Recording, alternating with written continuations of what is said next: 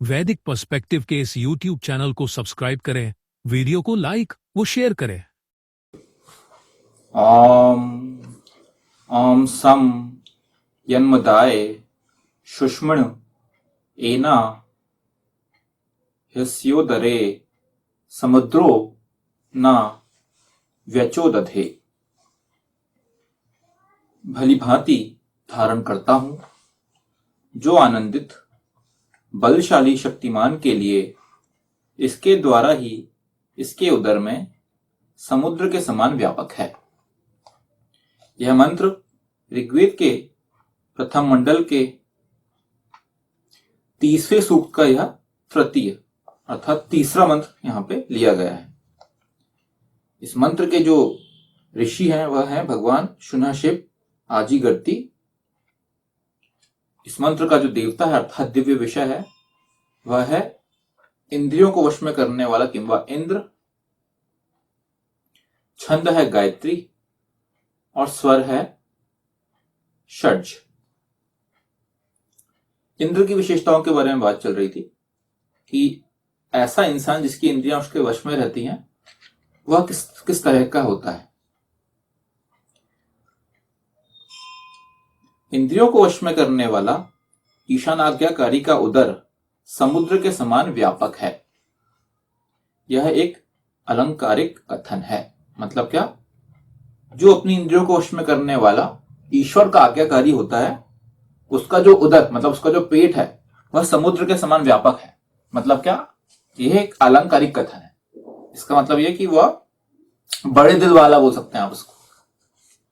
बड़े उदर वाला मतलब ऐसा नहीं कि मोटा होता है, इसका ऐसा मतलब नहीं है। इसका मतलब यह है कि बहुत व्यापक है, समुद्र के समान व्यापक है। मतलब सब कुछ सहन करने की शक्ति भी उसके अंदर है, बहुत ही गंभीर धीर गंभीर इंसान है।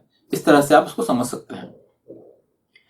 जिसके व्यक्तित्व में समुद्र के समान व्यापकता नहीं होगी वह अनेकों बातों और व्यवहारों को सहन नहीं कर पाएगा। मतलब यहां पे सीधा कनेक्शन हो जाता है व्यापक उदर वाले से, मतलब सहनशील इंसान। अगर आपकी इंद्रिय आपके वश में है और आप ईशान का ईश्वर के आज्ञाकारी हैं तो आप ये पाएंगे कि जो ईश्वर की अवज्ञाकारी है, मतलब जो लोग आपके अच्छे होने का या आपका इंद्र होने का जो आपसे जलन करते हैं या डरते हैं या आपको पसंद नहीं करते। देखिए, दो हर वक्त आपका जो सोसाइटी आपका जो समाज है वह दो तरीके के लोगों से ही रहेगा। एक अच्छे टाइप के लोग होंगे, एक बुरे टाइप के लोग होंगे। ऐसा नहीं कि हर जगह आपको सब अच्छे अच्छे लोग मिलेंगे। जब आप इतने श्रेष्ठ बन जाएंगे तो आप पाएंगे कि आपको नापसंद करने वाले लोगों की संख्या भी बहुत ज्यादा बढ़ जाएगी।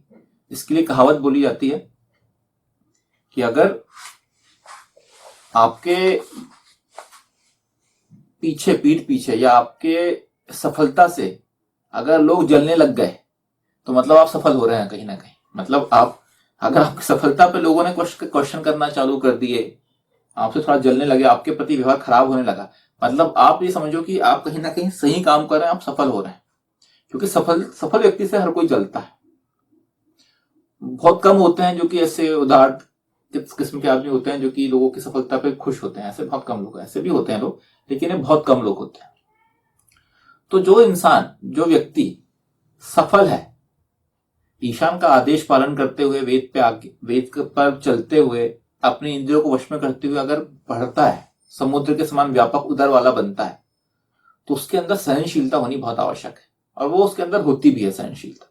क्योंकि आपको हमेशा ऐसे लोगों के ताने सुनने पड़ेंगे।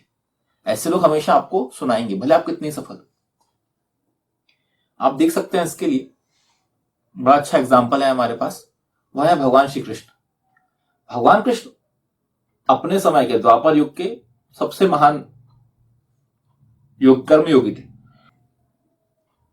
अपने समय के सबसे महान इंसान थे वो। लोग मानते थे उनको, लेकिन उनके चाहने वाले जितने थे, थोड़े बहुत उनके ना चाहने वाले लोग भी हुआ करते थे। वो कोशिश करते थे कि इनके ऊपर लांछन लगाया जाए। तो ऐसा नहीं कि भगवान कृष्ण का जो जीवन रहा है उनके ऊपर लांछन नहीं लगे हैं, है ना, उनके ऊपर भी लांछन लगाया गया। लोगों को मौका चाहिए रहता है। एक्चुअल में क्या है, कुछ लोगों का रहता है कि दूसरों की सफलता, दूसरों को आगे बढ़ते हुए देख नहीं सकते, क्योंकि वो खुद वैसा बन नहीं सकते, क्योंकि वो उनकी इंद्रियां उनके वश में नहीं। ठीक है, दो तरीके का लोग होते हैं, या तो जिनकी इंद्रियां उनके वश में है, जो कि बहुत रेयर होते हैं, और वो होते हैं दूसरे तरीके के जिनकी जो अपनी इंद्रियों के गुलाम होते हैं। अब आप अगर इंद्रियों के गुलाम हैं, मतलब कहीं ना कहीं आपने अपनी गुलामी को स्वीकार कर लिया है।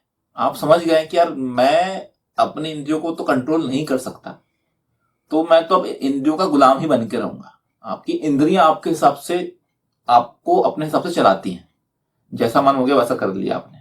जब जो बोलना है वो नहीं करे, कुछ भी अनशन काम कर दिए, वेद के हिसाब से इंद्रियों को कंट्रोल करने के हिसाब से आप वैसा काम नहीं करोगे, तो आप अपने इंद्रियों के गुलाम हो गए, आपने गुलामी स्वीकार भी कर ली। दूसरे रेयर किस्म के होते हैं लोग जो अपनी इंद्रियों को अपने वश में करने वाले होते हैं, इंद्र होते हैं। तो जो इंद्र नहीं होते वो, क्योंकि उन्होंने खुद अपनी गुलामी स्वीकार कर ली है, इंद्रियों के वश में वो नहीं रह पाए, तो वो क्या करेंगे, वो चाहते हैं कि बाकी लोग भी वैसे ही बन के रहें, मतलब बाकी लोग हमसे सफल ना बन पाए। तो उनका हमेशा सफल लोगों के प्रति, या इंद्रियां जो इंद्र हैं उनका आप हमेशा देखेंगे उनका मजाक बनाने की कोशिश करेंगे, उनको हमेशा लेट डाउन करने की कोशिश करेंगे। मतलब क्या, उनको बोलेंगे अरे तो ऐसा ही है, ऐसा, मतलब उनका व्यवहार उनके प्रति अच्छा नहीं रहेगा, क्योंकि जलन की भावना या अपनी हार को जस्टिफाई करने की कोशिश, ये ऐसा व्यवहार उनका आपको हमेशा मिलेगा। तो अभी हम जो बात कर रहे हैं भगवान श्री कृष्ण की, भगवान कृष्ण के जीवन में भी उनको भी बहुत सारे लोगों के ऐसे गलत गलत लांछन लगाए गए थे। भगवान कृष्ण को तो रणछोड़ दास बोला गया था, रणछोड़ बोल दिया गया था कि तुम वही तो रणछोड़ थे। फिर भगवान कृष्ण को बोला गया क्या कि तुमने तो अपनी प्रतिज्ञा तोड़ ली है, आप क्या बात करते हो, आपने तो जो प्रतिज्ञा रखे थे, आपने एक बोले थे कि मैं कभी शस्त्र उठाऊंगा, आपने तो अपनी बात कभी को नहीं माने, आपने अपनी उसको भी तोड़ लिया। फिर बोला जाता उन्हें क्या कि अरे आपने तो अपनी बहन को ही भगा दिए। फिर भगवान कृष्ण को चोर बोला गया, भगवान कृष्ण को बहुत कुछ बोला गया, ठीक है। लेकिन ऐसे अगर इंसान भगवान कृष्ण की तरह जिसका व्यक्तित्व है, भगवान कृष्ण की तरह जिसका व्यक्तित्व है, वो इंसान इन सब चीजों को सहन करने लायक भी होता है। ऐसा नहीं, आपने भगवान कृष्ण को ऐसा नहीं देखे कि तुरंत किसी ने कुछ बोला वो एकदम से गुस्सा हो जाते थे, नहीं। वो इतने महान व्यक्तित्व के इंसान थे, क्योंकि उनको आप जो आपको बोलना है आप बोलते रहो, उन्हें कोई फर्क नहीं पड़ता था इन चीजों का। उनके लिए इंपॉर्टेंट क्या था, उनके द्वारा किया गया जो काम है वो धर्म सम्मत है क्या नहीं, ये वो सबसे ज्यादा मेन रखते थे। लोगों को अच्छा लगने वाला है क्या, इससे उनको मतलब नहीं रहता था। हाँ, आज की डेट में क्या होता है, आज की डेट में हम ये देखते हैं कि हम लोगों को अच्छा लगे ऐसा काम करें, लोगों को खुश करने के हिसाब से काम करते हैं। हम ये नहीं देखते कि उस खुश करने वाले काम वो धर्म सम्मत है भी कि नहीं है, उससे कहीं आगे हानि नहीं होगी उस चीज की क्या। हम क्या करते हैं, बहुत टेम्परेरी खुशी जो है उसकी तरफ आज की जो युवा वर्ग है, ओवरऑल पूरी सोसाइटी है, सिर्फ युवा वर्ग की बात नहीं करनी, ओवरऑल पूरी सोसाइटी जो समाज है वो सिर्फ टेम्परेरी खुशी की तरफ दिखता है। उसको लॉन्ग टर्म विजन जो है उसकी तरफ उनका ध्यान बिल्कुल भी नहीं है। मतलब क्या, यार अभी तो ऐसा कर लो फिर देखा जाएगा क्या होगा। For example,